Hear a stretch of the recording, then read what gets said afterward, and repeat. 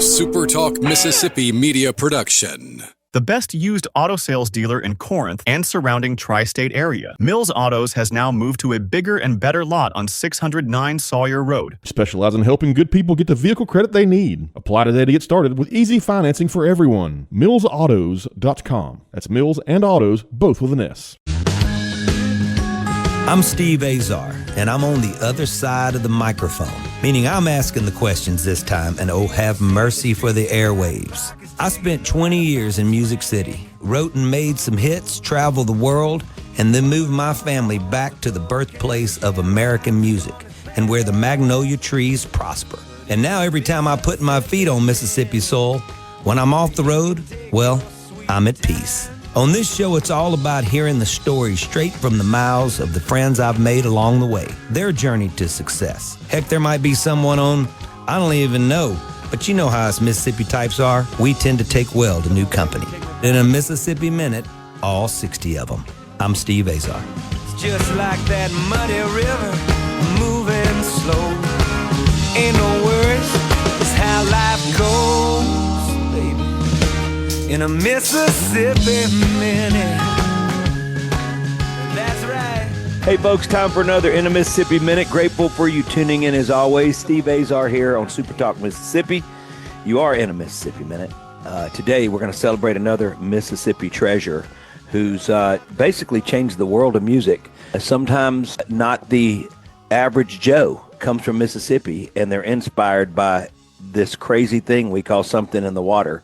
And it happens from one end of the state to the other. Before we get there, visit Mississippi.org celebrates that. Celebrates we are the birthplace of America's music. And like I said, today's guest is pivotal in the influence of it all. All across the music industry is the best way that I can say this guy's career has spanned.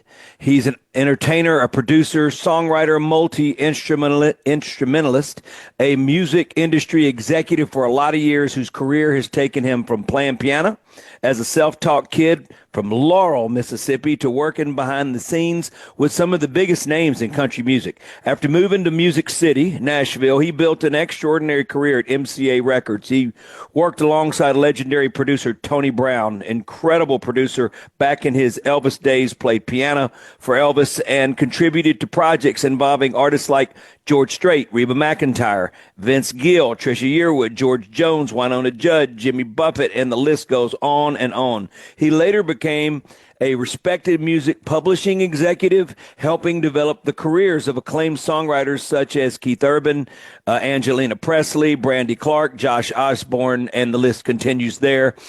He was key in placing songs, and we'll get to that in a little bit so you guys can kind of understand the lay of the land and how songs get to artists.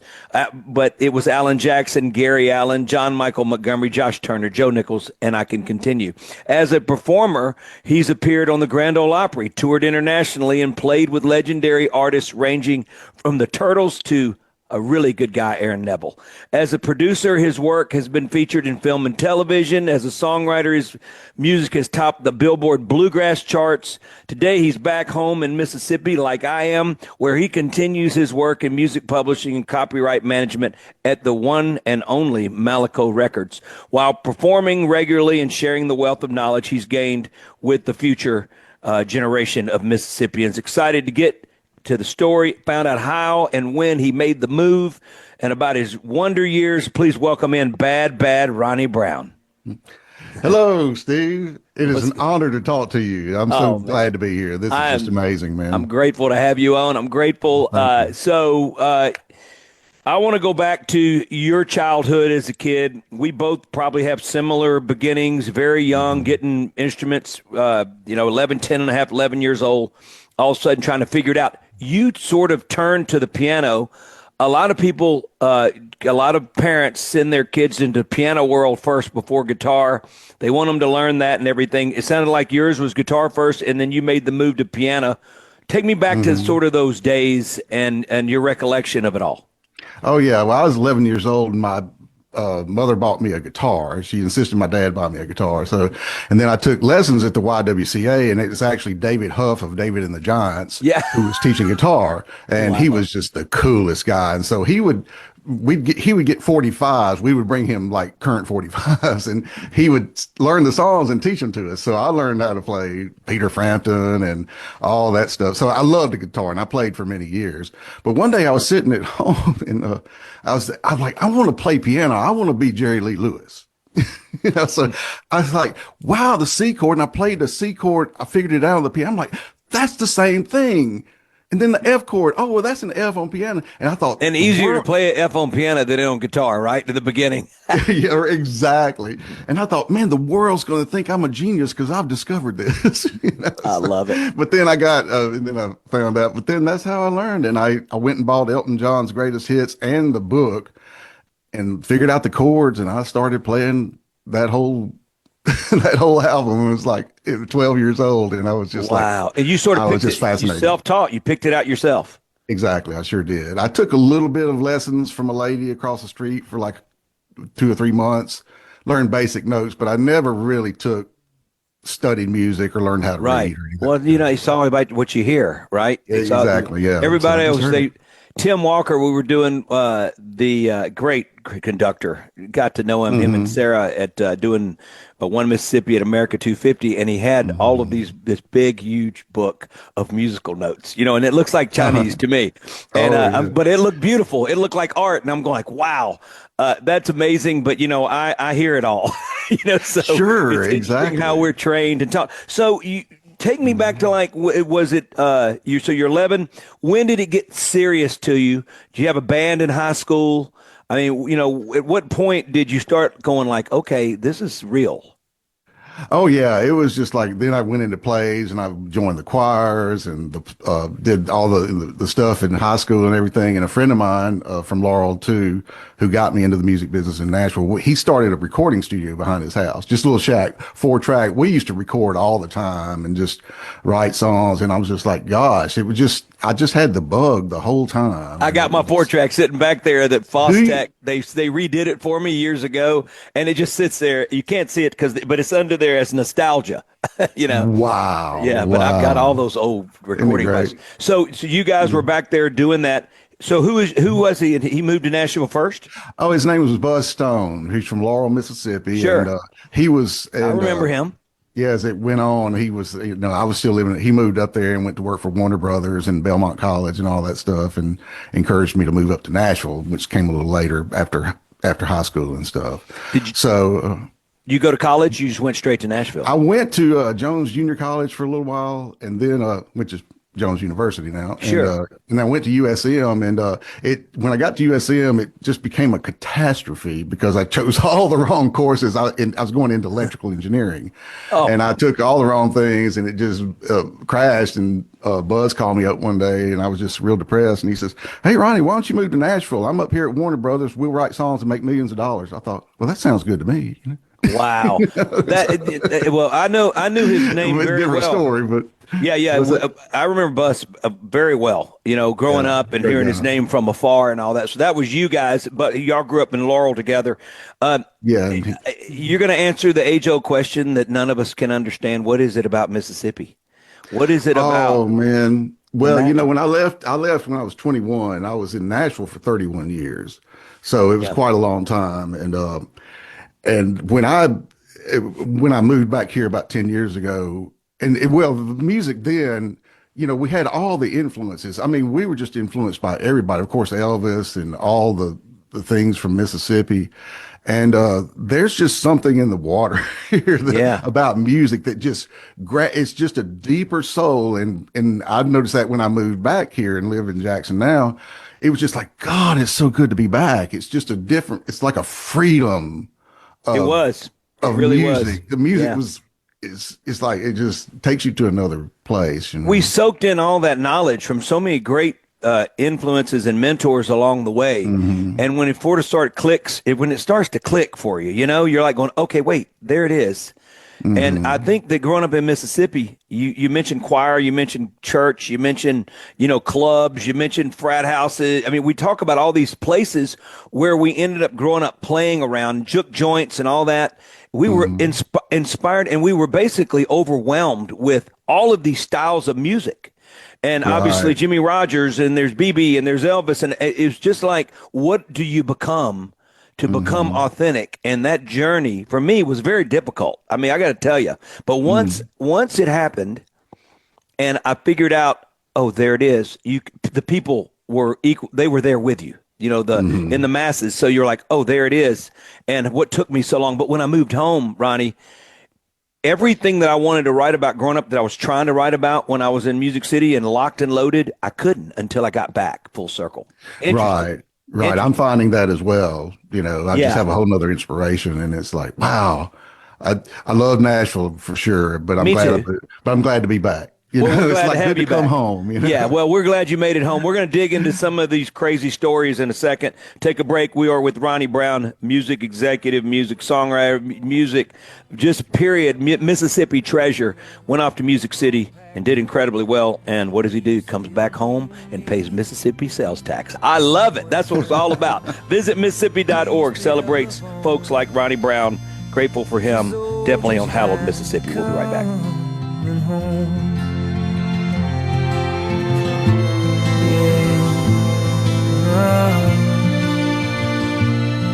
You soldiers finally coming home.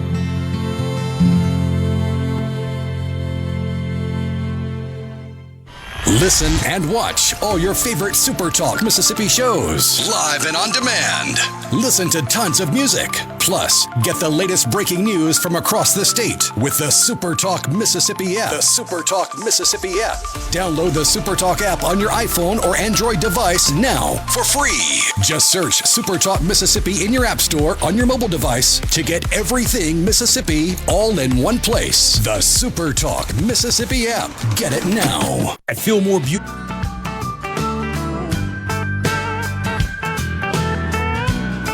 Downtown Ronnie Brown. I know he's been called that. I know he's been called Bad Ronnie Brown. We could sing it, and him and I could play it right now together. The bottom line is he is my guest today, and he is a Mississippi music treasure and made his way back to Mississippi after 31 years in Music City in Nashville because he was called back home for a lot of reasons, but we're grateful that he's back. Visit Mississippi.org as well as grateful for all the contributions you, Ronnie, made to the influence of music worldwide. I mean, you think about it. So you get there with Bus and you guys are doing it. Take me when it started to feel like, okay, or did you go as an artist first of all? And how did you sort of transition to publishing? Oh yeah, I definitely went to be an artist and to write, and that was just the only thing. And so I worked some odd jobs when I got there, and he was working at MCA, I believe already. But just after about 4 years, I was on the road with the Cornelius Brothers and Sister Rose doing the North Carolina thing. And the job came up in the mailroom at MCA Records. They said, right. And I already knew everybody there because I'd been introduced to him. I was friends with him. So you come work for a couple of weeks and see how it goes. So I went and worked in the mailroom, and it just, that's how MCA got started, you know, and I worked in there, and we did all the promotional distribution. At that time, we didn't send singles to radio through the distributor. We did them in-house. So me and another guy, we packaged up these records every week to send to radio. And it was a lot of work, you know. Well, yeah. So that was a great treat. And then I got to know everybody and just made lifelong friends there. So are you feeling like when you're in the mailroom, you feel like you're getting a little distanced from just the creative side for you personally, or do you feel like, okay, this is where I needed to be? No, I always just wanting to perform so bad. Yeah, there was always a little distance. And when you're in the music business, when you go there and that's your heart, I loved what I did, but there was a little distance. That's an interesting point, you know. Yeah, you always have that desire to, like, you know, get on stage. So even when I was writing songs, I got with Rick Sanchek was such a huge mentor of mine. Then Roger Murr, I wrote for him for a while, for quite a while. And then Mark Allen Springer and I did something together, and on the Ray Van Hoy and I. So that was my chain. But the bottom line was I was itching to get back out and play. You know, I was going like, I'd never not played. Even when I wrote songs, it was easy just to write them, work them up with your band, and then all of a sudden you're playing them for the people. And then that was a tremendous void for me. I was dying, and it was hard for me to settle in, eat Captain Crunch in the morning, and run into your writing room. You know, it was difficult for me. But I was learning a whole lot. But, you know, the more free I got and the more it became back on my terms after learning. But we were learning a lot. You were too. So you get out of that mail room and you're moving. So what's your next sort of journey? And when do you start working hand with Reba and Vince and all the great MCA acts? Yeah. Well, good thing was when I was in the mailroom and before I met a great friend, a songwriter named Steve Dean. Sure. Who had written a lot of songs, and he and I became great friends. And we would all get together like at night during the week, and we would write a lot. And they were called writing parties. And so I had that, and we tried to do a lot of stuff, wrote a lot of songs with him and stuff. But in the mailroom, I was there for a little while. The company was doing so well. And one day, another good friend of mine, who's actually from Greenville, I believe you know, is Jeff Gordon. Sure, Jeff was good to me. He was very good to me. He's a great man. Did y'all have that band together? No, he and I did some other stuff later together. It was me and Buzz and Steve Dean would get together and do a lot of writing and stuff. Jeff tried his best with me. I wasn't quite prepared, but he was so sweet to me. So good. He's great guy, and he was in A&R working for Tony at the time, A&R manager, and so he decided he was going to leave and go into publishing. And he came in and talked to me one day, said, "I need to talk to you." He said, "I'm leaving MCA, and this position needs to be filled in A&R." And I talked to Tony about it, and he said you'd be great. You come to work in A&R for Tony. I was like, really? So, you know, Tony was all for it. And of course, I knew Tony then from working right down the hall from him so much. And so that's when it started. And then I went in there. And so at the time, you know, it was a lot of tape copies and stuff like that, and transfers and having to deal with mastering labs. And I did, you know, then I got into editing. Tony had me edit all of his singles. So anything you heard on the radio about Vince, we got edited down, right? To Ronnie single link. That's right. And he loved what I did. And so I did different things like that, you know, dealing with master recordings and so forth. And, you know, keeping up with all the songs and everything he was looking at and all the projects. Cause at that time, you know, it was superstar Tony. He still is. And what a sweetheart. But let me ask he was great. So when you were in the middle of all this, did you realize that this storm, this growth of country music was about to take shape in a whole nother level? And obviously Vince struggled for a minute, right? He's a great guitar player and all that. And you were there when it blew up. When I Call Her Name, or was that the one? That was a big story, man. That was a big deal. I was still in the mailroom then, and they had just signed Vince, and they had already tried, I think, 2 or 3 singles. But then, to my knowledge, what happened was they put that out, and a promotion guy out of Georgia, really great guy, broke that single at a major station, and then suddenly it just took off like wildfire. But I think it was a little touch and go there for a little bit. Yeah, I mean, it really was.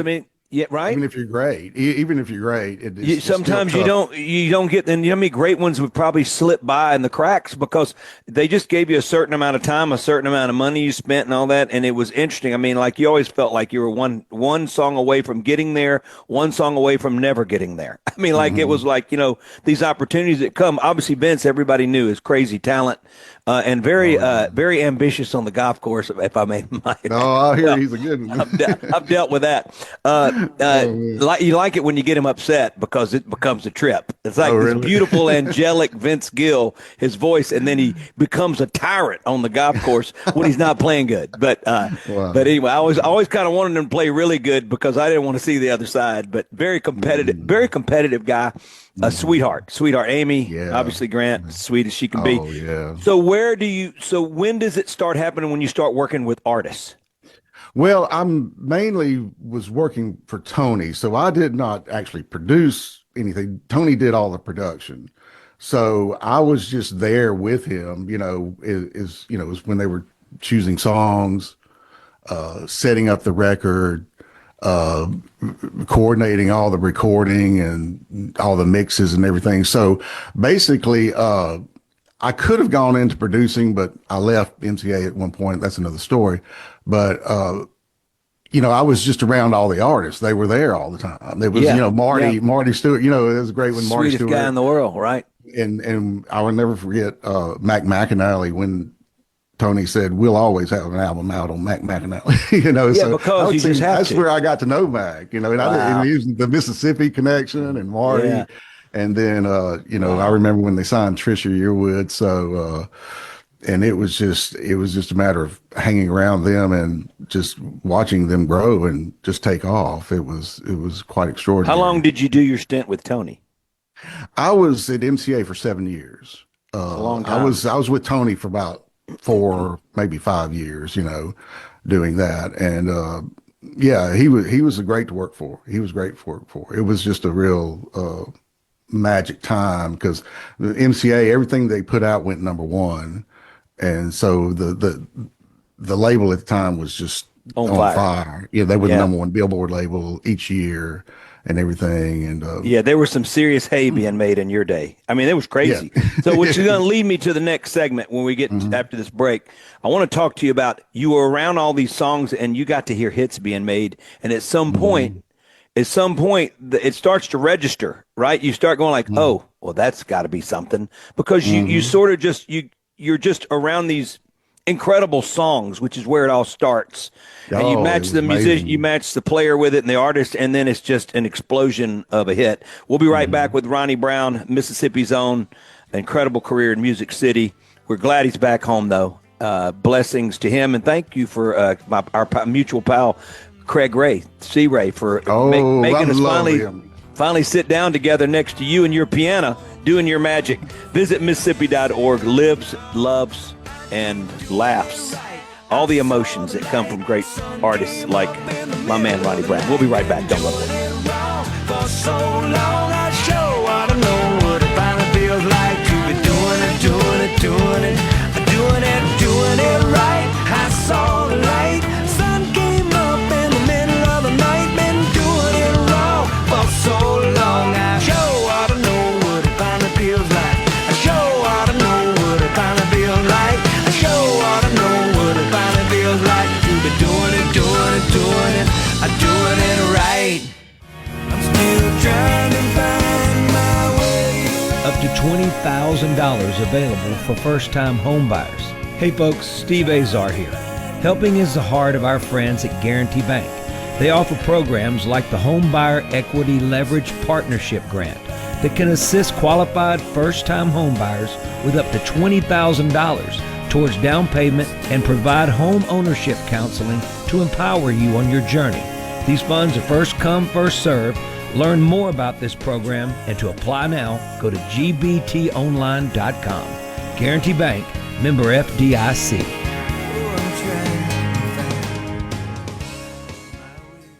Your next customer is searching online right now. Will they find you or your competitor? If your website is outdated, slow, or hard to use on a phone, you could be losing business every day. SuperTalk Mississippi Media builds sharp, mobile-friendly websites that look great and work even better, and they're more affordable than you might think. We can drive customers to your new website with powerful radio commercials and targeted digital ads on Facebook, Google, TikTok, Hulu, and more. Call SuperTalk Mississippi Media at 601-991-2305 or visit stmmdigital.com. From the In a Mississippi Minute with Steve Azar, right here on SuperTalk Mississippi. We're in cold water and we're in too deep. I'm having a lot of fun right now, but there's 1,000 questions I want to ask today's guest, Ronnie Brown's Mississippi's own music man, Malaco Records now, by way of MCA, by way of so many artists that he was in the room with, that next thing you know, you're hearing hits on the radio, and that's a big part of it. Visit Mississippi.org. We are the birthplace of America's music. We also have a lot of great chefs in Mississippi. So when you go eat your way around Mississippi, you listen to great music in the background, and what a night you have. So do that. Ronnie, so let's continue on. So you leave MCA after 7 years, and you're now all of a sudden you're even further away from wanting to be an artist, right? You're going into publishing? Well, I actually left because I wanted to just go and do some recording. Okay, all right, well, good. I want to write songs, and I probably should have stayed at MCA. I think they would have let me do both things, but I was just in a place. I'm like, I've got to No, you have to. go do something. And I didn't know what it was. I was kind of lost at the time. You know, I was in I was like 35 and it's like, I get it. So I just decided I'm just going to take off for a couple of years. And I went and I wrote and I did recording sessions and I pitched around as a writer and stuff and, you know, had interest and people were interested, but it was just sort of like, I needed a job. So, yeah. And then I knew the people at a publishing company called 1010 Music. Sure. At the time, they managed Alan Jackson through the 90s. They were a management and publishing company, the Coburns. And Jewel Coburn, who's one of the owners, found out I was looking for a job. She's like, oh, yeah, I'll hire Ronnie Brown. Because I knew them. I'd sat in song meetings with all different publishers all over the Right, years. they all knew you, right. I listened to songs. Yeah, so I get on there, and that's at the time, Keith Urban was a writer there. Harley Allen, who wrote all Grammy Award winner, and Angela Cassett, who wrote Something in Red and had other hits. And so it was real small at the time. And so I got to know Keith and all them. And so it was a different world because I was around, these were the creators of the songs. Sure. You know, it was the songwriters. And that was just, you didn't really hang around the songwriters when you're at a record company, or at least I didn't. No, you were about to be the finished product. Right. Yeah. So it was just another great experience. And so I would, you know, work with Keith, and Keith was amazing. He wasn't really well known then. He hadn't had the Ranch, the band, The Ranch at the time. Ranch. Yeah. That's what was happening then. That's right. Great album. Such a great album. It really was. It was a great album. So, and then of course he was working on his, first album, major album as a solo artist at Capitol Records. So I was in charge of hooking him up with other songwriters, you know, to do co-writers and stuff, things that might work for him. And so I did a lot of that and talked to Keith a lot about that. And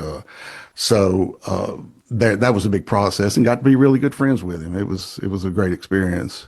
And then Harley Allen was there too. And Harley had written Between the Devil and Me by Alan Jackson. Just crazy.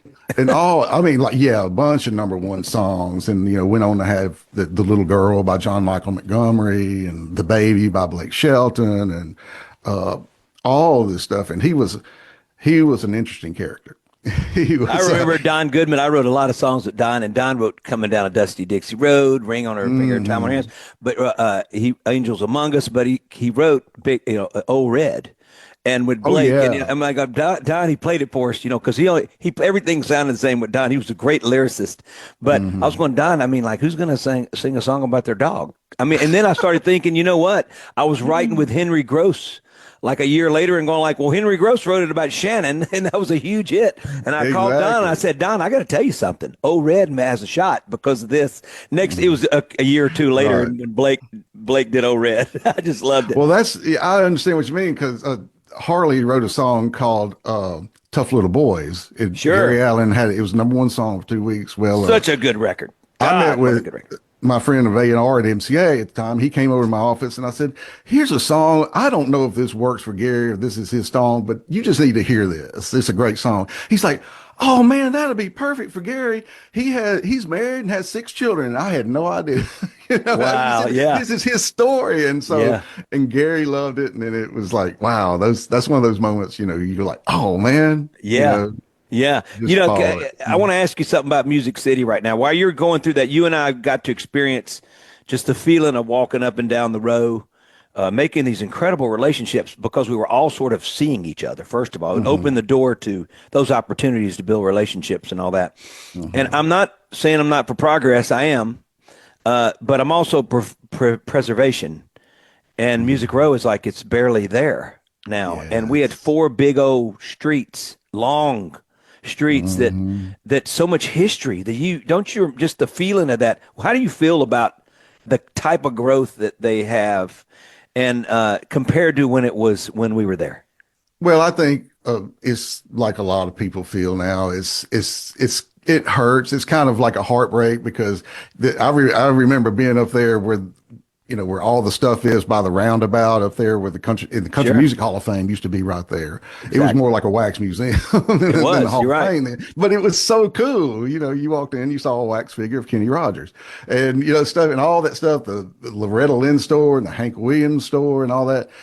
It's just, that's what I knew. And it was kind of like a big, small town when I got there. So I haven't been there in several years, so I'm not sure what exactly. Oh, I have, and I got to go back. I got to go back in 2 weeks. We're working on okay. Steve Cropper Okay. documentary. We're working on. Which Fascinating. wrote this man. song years ago with my buddy James House. You remember James, right? James House I know. was on- James was an artist on MCA. Yeah, too. yeah, sweetheart. We wrote probably 50, 60 songs together. We got on Really a love tear. And James and I wrote the song called Back to Memphis many years ago. And we were saying, like, somebody has to be really, I put it on one of my records, but somebody's got to do, it's got to be more of a tribute to anybody that left Memphis and then at least mentally needed to go back there. And so I think it's going to be the closing of the whole, we're going there to work on it, but the closing of one of his documentaries. And we're working on, I wrote another lyric, James and I both did, that they sent us songs, and now I'm going to write, and they think Vince is going to be working on it. And so we're all going up there. So I got to go back, but there's cranes everywhere. I mean, and there's bridal. I don't mean that in a bad way, everybody out there, but there a lot of women, a lot of young women are celebrating their bachelorette parties there. It's like 1 million of them. Like, and you're like going, what is happening? Is this Vegas or is it, it's just different. I remember with the whole transition, that was about, about 15 years ago, it really started when the economic boom took off there and everybody started coming there and building. When did you move back? I moved back here in 2016. And okay, so I was already back 5 years. And why did you move back? I mean, because I look back at my situation, and it was more of a calling. There's no way it made sense on paper. So for you. Well, I had started my own publishing company and was working with some folks, and I don't know. Things just weren't working out for me, and I was just like, I want to go play piano, and I did up there. I played a lot of places up there, but, I'm like, I just called my sister one day. I said, I want to go home. And I was crying, and it was like, and she said, well, maybe you should come back, and it was just like, something pulled me. And I was just like, I would love to go down back to Mississippi. Because when I left Mississippi, I was playing 2 blocks from my house, making like $500 a week, in the club. Yeah, back in when me and you were in the day. 1984. And I was like, oh, it's like, and I was like, I want to just try something, and because I was living in a recording studio up there on Music Road. It's called the old Warner Brothers building. And I was just like, I don't know. I think sometimes, Ronnie, some of us who have left, some of us had never left. You look at Cedric Burnside and some of these Drake Singleton and Kingfish and all these great artists who are coming up the pike now and making a huge splash. They don't leave. We left. I feel like we were sort of rented out, or we were borrowed for a minute, for a period of our life. And that home was just so ingrained in us. That there's no other way to explain it, that it was always calling us back. Let's take a quick break. Ronnie Brown, my man, Music City made a huge impact, but thank goodness he's back on Mississippi Soul. Visit Mississippi.org. Celebrate it. Plan a road trip. Head to Jackson, where Ronnie is. You can go to Pocahontas, Mississippi, and eat at Sacred Ground. Michelin mentioned, should be a Michelin star. How cool is that? We'll be right back. And I shall believe.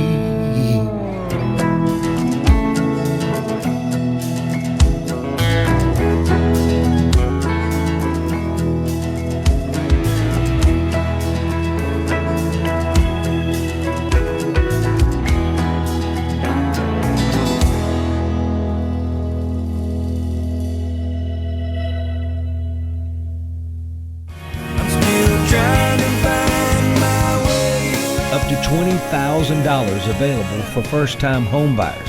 Hey folks, Steve Azar here. Helping is the heart of our friends at Guarantee Bank. They offer programs like the Home Buyer Equity Leverage Partnership Grant that can assist qualified first-time home buyers with up to $20,000 towards down payment and provide home ownership counseling to empower you on your journey. These funds are first come, first served. Learn more about this program and to apply now, go to gbtonline.com. Guarantee Bank, member FDIC.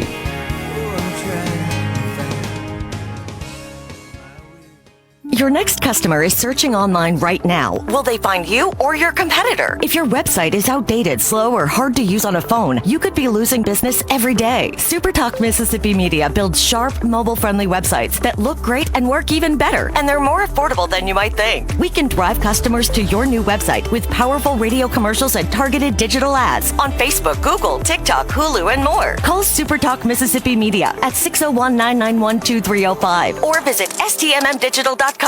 We've sent that Rip Van Winkle. I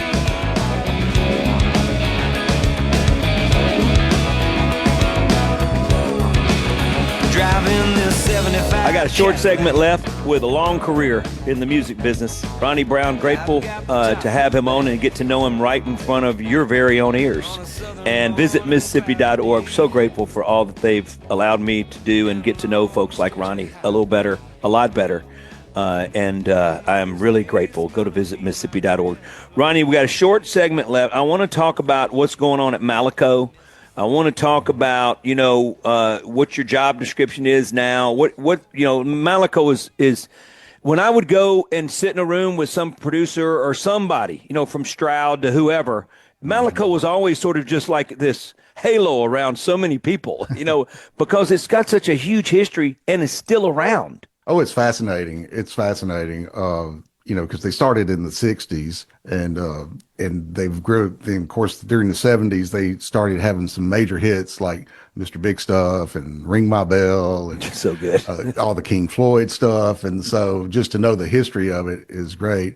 After I moved back here, a good friend of mine who's from Laurel, and all my friends, that's one reason I moved back to Mississippi. So many friends and family here. It's just been wonderful. That was another pull on me. And his name was Chip Walker, and he was good friends with the president of Malaco. And he bugged him for like 2 years. He's like, Ronnie worked in studios. You need to hire Ronnie. So one day he calls me and says, we're transferring all of these old quarter-inch tapes, analog tapes, to digital. And that's what they were doing, putting everything. I mean, it's like huge vault. It looks like it goes on for miles and miles, just Savoy records and all the old Malaco stuff. It just went on. And that was just, and I worked with Wolf Stevenson over there, the producer. He taught me some things, and Kent Bruce, and that was a treat. And so I would do that, and I'd sit there and I'd listen all day, and it was just like, wow, this is amazing, listening to the Swan Silvertones and stuff. And then I was also playing at Char, and I was like, this is the happiest I've ever been. Isn't it funny? And it was just like, I am in heaven. I'm in this nice studio. I tell everybody, like, I came back to Mississippi and I'm still in show business full time, Oh, yeah. So you never left. Well, you were in show business before you left. Yeah, I know. So it's no difference. Show business is Mississippi. It period. Sure is, man. So, it is. It really is. And so what's like the future y'all see with Malaco and everything that's going on? Yeah, like I said, they're a huge company that has a lot of, catalog for many years, and of course they administer songs like Old Time Rock and Roll and wrote it. One of our songwriters from Greenville, Mississippi co-wrote that Old Time Rock and Roll. Oh, I toured with Bob for a year. I mean, we're 9 or 10 months. We did 50 shows together, and when he would go, "You're from there," and then he told me. George, what's George? I'm going George blank. Jackson. Right. George Jackson, yeah. He goes, that's Old Time Rock and Roll. I said, well, I know. He goes, you're from there, and I went, yeah. The way he'd say it, and I'm like going like, that's cool. So Malaco, the history is absurd. James used to tell me the story about they were like basically writing bag checks just with Ring My Bell. But I'm not sure how are you upset about the fact of when radio got deregulated? You were a big part of what was going on there, and all of a sudden you couldn't have a B-side. Somebody couldn't find one because it just wasn't allowed anymore. Yeah, I don't know that. That's kind of vague in my memory of when all that happened, but it was a big deal. It was a big deal. I think I was still at MCA when all that happened, I mean, for people go ahead, I'm sorry. But with the history of Groove Me by King Floyd, that was a B-side apparently. That's exactly right. But radio's never going to to find a B-side now. They're not even taking the time to listen to a B-side. Promotion guy's daughter heard it, flipped over the record and heard the B-side, and it became just this huge hit. So I know what you mean. But Malaco is very active still these days, in gospel and blues, in the blues market and so forth. And we put out records all the time. So good. Ridiculous. I mean, like ridiculous. The Mississippi Mass Choir, Mr. Sip just salted the earth. It's so amazing. That kind of gives it, when I see that picture. And then, like, of course, then they just put out a record recently by Mike Ferris, and probably put out some more things on Mike Ferris probably coming up, who's a really amazing thing. So, and there's all that connection and everything. But now you're playing. I saw you at Char. People just screaming out what in a nice way, what they want to hear, and you just go to it. Do you know? Are you a human? Are you a walking songbook? Is that what you are? I think I am, because I just sit there and go through stuff. I mean, I've just done it for so many years, and that's what I remember when I was back in Nashville, when I was thinking, like, man, I just want to be a lounge singer, and so I did. So you could be the best one I've ever heard in my life. Thank you. I'm honored. No, it's ridiculous. And you didn't have a mic. Your mic wasn't on. What was going on the other day? You told me sometimes. And your voice carried, Yeah, they just never had a microphone there. I think when I first started playing there 10 years ago, I asked them about it. They said, no microphone. But it's a small place too. So, It sounded like you had a microphone. I'm just saying. It was really interesting that your voice could carry that far throughout the room. I mean, a lot of people's voices need a mic, That's from not singing with a microphone. It's just my really voice. Amazing. I had to compensate, Well, you're a gem, and I can't thank you enough for taking the time, and I can't wait to see you again. I can't wait to break bread, and we'll play music together at some point. But I really appreciate you taking the time to celebrate your wonderful career. Well, thank you so much, Steve. You're the best. Ronnie Brown, folks. Downtown Mississippi, Ronnie Brown. I love it. Visit Mississippi.org, plan a road trip. Have a wonderful weekend. Blessings to you all. Ronnie, later on. I'm Steve Azar. In a Mississippi Minute, all 60 of them, where you can take your sweet time.